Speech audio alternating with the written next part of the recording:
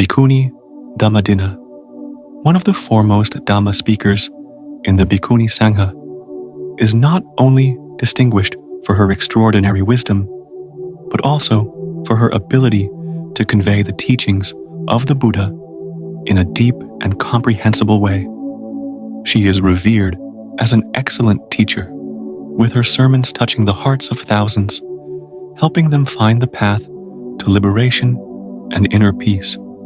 So how could she achieve such deep understanding and become such a skilled Dhamma speaker after only a short period of practice? Let us explore the miraculous story of Bhikkhuni Dhammadinna, who demonstrated that wisdom and compassion know no gender, and that the path to enlightenment is always open to those who are determined to seek it. During the era of the Buddha Padumuttara, the Venerable Bhikkhuni Dhammadinna was born into a poor family in the city of Hamsavat. Growing up, she had to work as a laborer to make a living. One morning, as she was carrying her water jug, she saw a venerable elder monk on his alms round.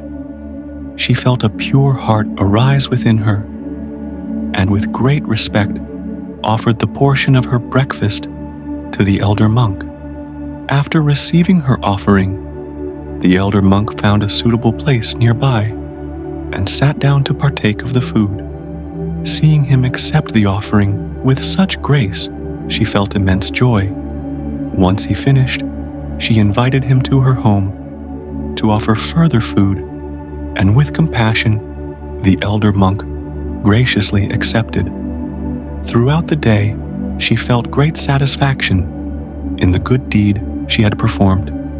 Later, upon learning of her virtue, her employers took her in as a daughter-in-law. One day, she went with her mother-in-law to a monastery to listen to the Dhamma. There she saw the Buddha praising a bhikkhuni for her excellent ability in teaching the Dhamma. Enchanted by this sight, she invited the Buddha and his Sangha to her home for a grand offering of food. After the Buddha and the monks had eaten, she approached the Buddha, bowed at his feet, and made the vow, "Due to the merit of my pure offering, may I attain the position of the foremost Dhamma speaker in the teachings of the future Buddha, just as this venerable bhikkhuni has done." The Blessed One, using the Buddha eye, observed and saw that her wish would indeed be fulfilled. To increase her joy even further, the Enlightened One declared that good results would arise for her, and he gave a sermon rejoicing in her wish before the Buddha and the Sangha went back to the monastery. Due to the accumulation of her many good deeds after her passing, she was reborn in the heavenly realm of Tavatimsa. During the era of the Buddha Kassapa, she was reborn as a princess, the daughter of King Kinki, in the city of Varanasi. She was the sixth of 7 children of King Kinki and was named Sudhamma. Her 6 sisters were the first Princess Saman, the second Princess Samanagutta, the third Princess Bhikkhun, the fourth Princess Bhikkhudasika, the fifth Princess Dhamma, and the youngest Princess Sanghadas. In the current era of the Buddha, these 6 princesses became notable disciples of the Buddha. They were 1. Venerable Kema, the foremost disciple in wisdom; 2. Venerable Upalavana, the foremost disciple in supernatural powers; 3. Venerable Patakara; 4. Venerable Kundalakes; 5. Venerable Kisagotam; 6. Princess Sudhamma became Venerable Dhammadinna; and 7. The great laywoman Visakha. King Kinki was a devout disciple and a faithful follower of the Buddha Kassapa. As a result, his 7 daughters also became pious laywomen, devoted to supporting the 3 jewels. One day, after hearing the teachings of the Buddha, the princesses expressed their desire to renounce the household life and become nuns. They went to ask their father, but he did not grant their request. However, even though they could not ordain, they remained unwavering in their aspiration to renounce worldly life. They kept the 10 precepts and diligently practiced the monastic virtues for 20,000 years. After their bodies perished, all the princesses were reborn in the heavenly realm of Tavatimsa. In the time of our Buddha, Siddhartha Gautama, one of the princesses was born into a family in Rajagaha. When she grew up, she was married to the elder Visakha. One day, the wealthy Visakha went to the monastery to hear the teachings of the Buddha. After the sermon, he attained the stage of Anagami non-returner.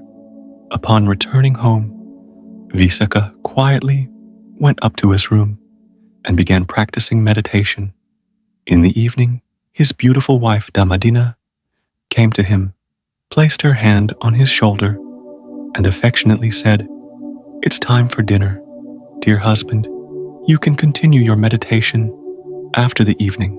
Visakha, after exiting his meditation, gently held her hand, placed it aside, and kindly said, "From today on, I no longer wish to hold your beautiful hand. Please understand." "Do you fear my hand?" she asked. "Not at all, I will explain to you later," he replied. After a brief silence, Dhammadinna said, "All right, go wash your face and hands, and then come downstairs for dinner. The whole family is waiting." Visakha replied, "There is no need to eat anymore. One meal is enough to sustain the body." They sat in silence again. "Have I done something wrong? Something to disappoint you?" "No, no." The wealthy Visakha shook his head. "You are a woman of both beauty and virtue. More than that, you also possess moral integrity, and even the most unkind women would respect and admire you." "Stop speaking sweet words," Dhammadinna replied, upset. "Or is it that you've grown tired of me? Tired of this body full of flesh and fat, where filth and impurity dwell in every corner?" Visakha turned to look at his beloved wife and spoke from the heart. "Don't say such things. It makes me lose sight of the love we've shared until now. I have done no wrong, nor have you. I'll be honest with you. This morning I heard the teachings of the Blessed One. My mind was deeply immersed in the Dharma. In other words, I am living and breathing the Dharma now. My mental state is aligned only with what is pure, elevated, and calm. In this state, there is no room for the feelings of husband and wife, nor for the bodily desires and sensory pleasures of the 5 senses." Dhammadinna listened quietly, paying close attention. Visakha continued, "So, the deep connection we had should be put aside now. The wealth of several 100 million gold coins, I will leave most of it to you. You may use it as you wish. I will only keep 1/5 of that wealth to sustain myself and to give in charity until I have the proper conditions to ordain. You can manage the estate as you like. You can take it all back to your parents' house, that's up to you. You may even marry another man if that's what you wish. Honestly, you are still young and beautiful. Moreover, your gentle femininity attracts and captivates many noblemen and princes in this world. Please don't let your pride make you speak words that cause my heart to hurt." Dhammadinna suddenly spoke sharply. "Have you finished speaking?" "Yes." "Then may I now express my opinion?" "Of course."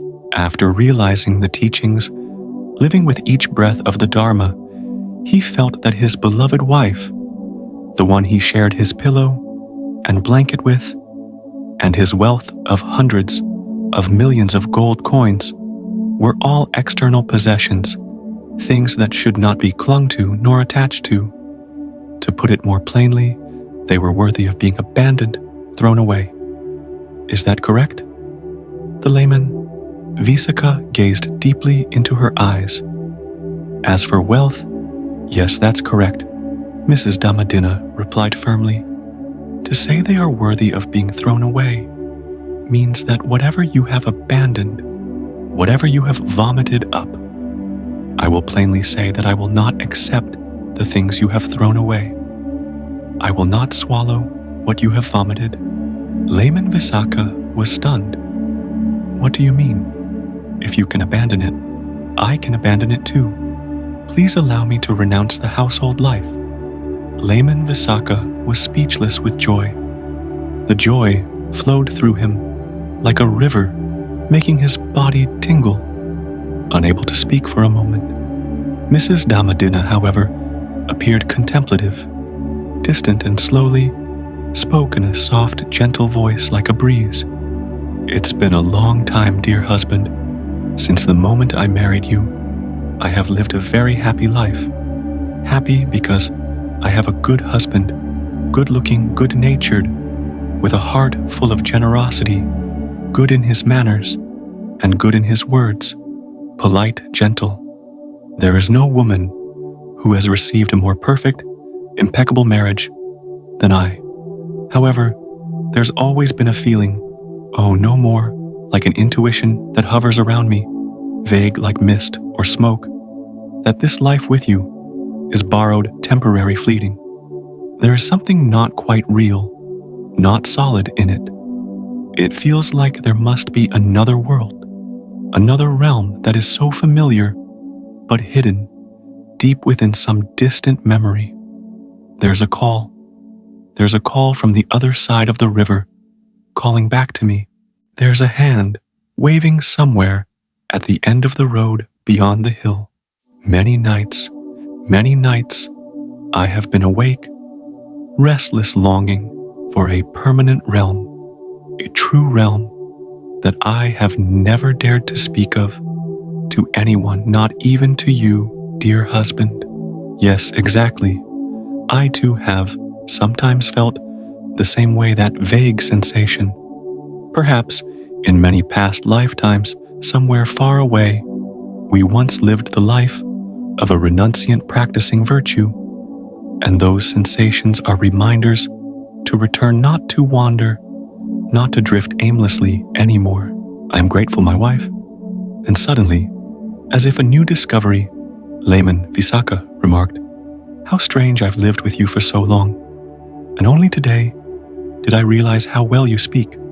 Well, in your language, in the meaning, in the tone, the rhythm, and even in the voice that conveys such emotion. Truly, you must renounce the household life to fully reveal your virtue, wisdom, and talent." Mrs. Dhammadinna joyfully responded, "I am grateful, my dear husband." The very next day, Layman Visakha, with great joy, carried his beautiful wife, Mrs. Dhammadinna, to the monastery in a golden palanquin. King Senya Bimbisara, hearing of this rare event, came with Queen Videhi and Prince Ajatasattu to attend the ceremony.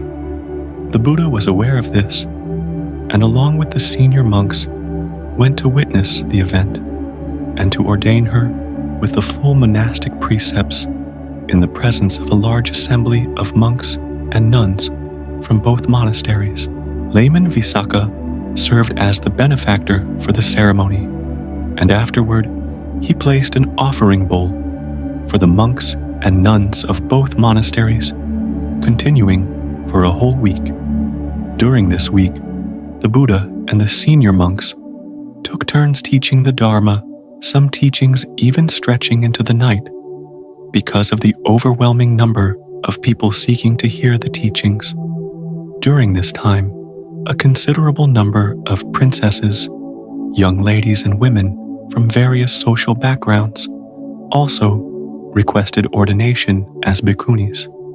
Among them, many later became senior nuns, offering a firm foundation of guidance for the entire community of nuns. The story of the beautiful lady suddenly abandoning her wealth, her hundreds of millions of gold coins, and seeking ordination, while her husband, Layman Visakha, had been secretly confirmed by the Buddha as a non-returner, but had not yet been allowed to join, the Sangha became the subject of discussion and speculation among the monks and nuns both here and there. As for Dhammadinna, after ordaining, she practiced meditation, desiring a life of seclusion and tranquility. She went to respectfully ask Elder Nun Gautam to accompany her to a quiet village near the Kalandaka Nivapa forest to engage in meditation practice.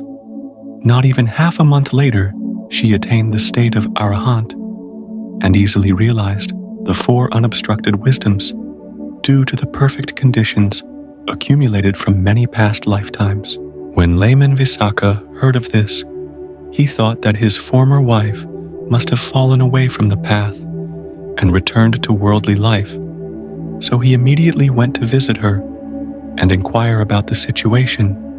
With a scholarly gesture, layman Visakha knelt and paid his respects to her, then sat in an appropriate place, speaking in a gentle tone. In recent times, has it been easy for you, Venerable, to live on alms?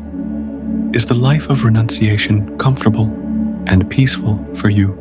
Venerable Dhammadinna, understanding the subtlety of the question, smiled and replied gently, "O wise one, do you think that I have fallen away, that I have returned to worldly life? No, I dare not say so. Not only have I gone with the flow, but I have also swum against it. And truly, I have done what is needed in this life." Hearing this, layman Visakha was startled. Those who have attained the highest realization are not permitted to reveal such truths to anyone. Now, his former wife, Venerable Dhammadinna, only a month into her ordination, spoke of swimming against the current and doing what is needed in this life, which was a delicate expression. It did not violate any laws or regulations, and it revealed her firm resolve on the path rather than showing she had already attained the final state. Incredible, my dear sister has already found her firm place of refuge. Thinking thus, layman Visakha said, "How precious, Venerable! May I ask a few questions about the Dharma?" Venerable Dhammadinna thought to herself, "The Blessed One subtly declared that my good brother has attained the non-returner stage. Now, he wants to ask about the Dharma to test his own realization. No matter, he still has some attachments. I don't know if I can cut them for him. That is something my wisdom is not yet certain about." She then replied casually, "Yes, I am happy to share with you, good sir, according to my ability." And so, the non-returner began to ask deep, subtle questions that could not be answered by mere theoretical knowledge or intellectual understanding.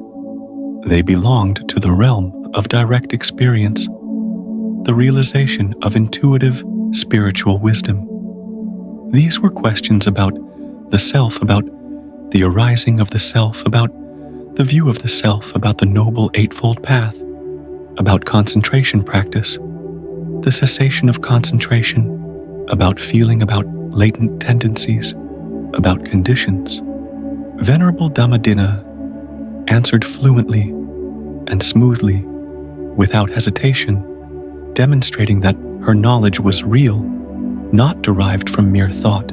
The non-returner clearly realized that the questions regarding the self, the arising of the self, the view of the self, and the Eightfold Path had been answered by her in a highly interconnected, creative manner, such as the self is attachment to the body, from attachment to the body, attachment to the physical form. Rupa leads to attachment to sensations, Vedana, attachment to perceptions, Sanya, attachment to mental formations, Sankhara, attachment to consciousness, Vijnana. Thus, from attachment to the self arises the view of the body. Attachment to form becomes I or mine. Sensations become I or mine. transforming into the arising of the self. The arising of the self is another term for attachment to the 5 aggregates. The arising of the self leads to craving the pursuit of pleasure and joy in the realms of desire form and formlessness. The cessation of the self is synonymous with the cessation of the aggregates, the cessation of suffering, the cessation of craving, letting go, and liberation. To end the aggregates, to end the self, one must practice the path to the end of the self. The path to the end of the self is the Noble Eightfold Path. The Eightfold Path is contained within the aggregates of morality, speech, action, livelihood, concentration, effort, mindfulness, concentration, and wisdom, view thought, which is very precise. Without practicing thoroughly, one cannot fully understand it. Oh, if one can truly comprehend this interconnectedness, then the Venerable Nun has already entered the holy stream and firmly established the path to liberation. When the questions turned to concentration practice and the cessation of concentration, the Venerable Nun demonstrated further insight, taking another step forward when discussing the different kinds of concentration, clearly understanding that the breath is a bodily action, understanding that attention and intention are verbal actions, and understanding that feeling and perception are mental actions. And when she spoke of the cessation of concentration, what arises first, what arises second, what ceases first, and what ceases second, it was clear that she had entered the state of concentration. Indeed, the Venerable Nun had attained the non-returner state when the discussion moved to feeling latent tendencies and conditions. She took yet another step when I asked about wisdom, liberation, and nirvana. When reaching the point where language no longer applies, and beyond all concepts, she answered, "O wise Visakha, this question has gone too far beyond the limits. The practice of virtue is to enter nirvana to reach the final goal of nirvana. If you wish, you may go to the Blessed One and ask about this meaning. Whatever the Blessed One answers, please take it and practice accordingly."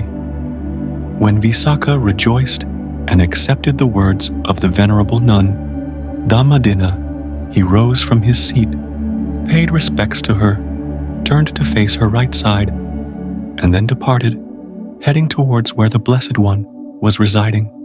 Upon arrival, he bowed to the Omnipotent One, then sat to one side and narrated the entire conversation he had with Venerable Nun Dhammadinna. Upon hearing this, the Buddha praised, "Visakha, Venerable Nun Dhammadinna is a wise and highly enlightened one. With questions such as these, the Tathagata would have answered in the same way. The scriptures say that the profound, subtle, and deep questions posed by the noble disciple, Visakha, were answered by Venerable Nun Dhammadinna as effortlessly as a person cutting a lotus flower with a knife." The story of Venerable Nun Dhammadinna is an inspiring journey filled with profound values. Below are the important lessons we can draw from her life and path to enlightenment. 1. Perseverance and sincerity in doing good. The first lesson we learn from Venerable Nun Dhammadinna is perseverance in doing good and sincerity. Although she came from a poor family, even from a young age, she demonstrated sincerity in her acts of generosity and goodness, even in small actions, like offering breakfast to the Blessed One. Her perseverance in practicing moral values, no matter the circumstances, eventually led her to great achievements. This is a valuable lesson for all of us. As long as we maintain the spirit of doing good with sincerity in our hearts, no matter how difficult the circumstances, the results will come. 2. The importance of letting go of temporary things. The story of Venerable Nun Dhammadinna also teaches us about letting go of the temporary things in life. Although she had a happy life with material abundance, she still chose to renounce all of it in search of liberation. Wealth, relationships, fame, all are fleeting, and nothing is permanent. When she decided to ordain and abandon her worldly life, she demonstrated that enlightenment can only be attained when we sever the attachments to worldly entanglements. This is a strong reminder that we must learn to let go of what is unnecessary so we are not trapped by the transient things of life. 3. Wisdom is not just theoretical knowledge. Venerable Nun Dhammadinna also shows us that wisdom is not just theoretical knowledge, but a deep understanding that comes from the heart. In her dialogue with layman Visakha, she answered profound questions about the Dharma with sharpness and ease. This demonstrates that her wisdom was not acquired from books, but from direct experience and deep practice. This is an important lesson for us. Wisdom must be built from life experience and practice, not just abstract theory. 4. The path to liberation is a long and difficult journey. The story also shows that the path to liberation is not an easy one. To attain enlightenment, one must overcome inner challenges and let go of all worldly attachments. Venerable Nun Dhammadinna not only renounced her wealth and relationships, but also had to face psychological and spiritual challenges throughout her monastic journey. She had to learn how to master herself, control her emotions, and sever all attachments to the world. This journey was not just a simple decision, but a long process that required relentless effort. This is a lesson in patience and determination in the path of self-practice and self-transformation. 5. Liberation and true happiness are freedom of the soul. Finally, the story of Venerable Nun Dhammadinna offers us a profound lesson about true happiness. Happiness is not about what we own externally, but about the freedom of the soul. She gave up everything, not only material possessions, but also the emotional attachments to the world, in search of liberation and eternal peace. When she understood the teachings and attained wisdom, she found deep inner peace. This is a valuable lesson. Only when we let go of all attachments can our soul be free and truly find happiness. If the story of Venerable Nun Dhammadinna has inspired you with the depth and value of the path to enlightenment, begin today. Reflect on the values to which you cling and try letting go of what is not truly necessary. Do good, cultivate wisdom, and live with sincerity in every action and thought. The path to liberation is never easy, but it is the only path that leads to eternal peace in the soul. Start your journey today, step by step, with determination and steadiness, for you are the one who creates your own path. If you found this story helpful and inspiring, don't forget to like and subscribe to the channel so you don't miss the upcoming meaningful videos. Share it with your friends so you can learn and grow together. Thank you for joining us